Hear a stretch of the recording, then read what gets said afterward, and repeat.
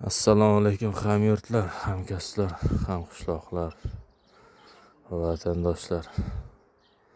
Mana ko'rishlaringiz mumkin va nihoyat biz havuzimizni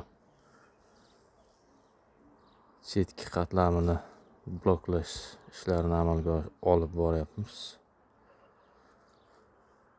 Ko'rishlaringiz mumkin, juda a'lo holatda tayyorlanyapti.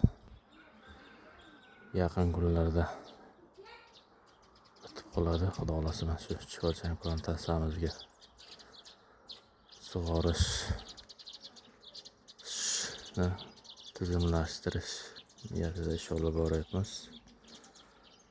Yaxshigina объемga chiqarganmiz, lekin suv berish sal bizga muammo tug'diryapti. O'shaning uchun shu hovuzni qilishga qaror qildik.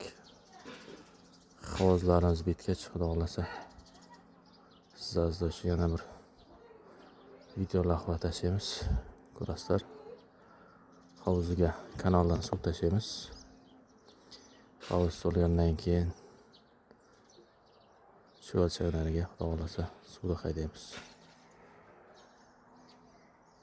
Mana sementlar tushirib qo'yganmiz. Mana qum shag'allar. Qumimiz bor, zastavka shag'alimiz bor, mana bloklarimiz.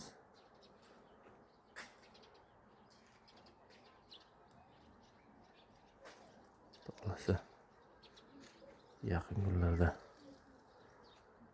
qilinayotgan ishlarimiz ham yakunlab qoladi, xudo xolasa.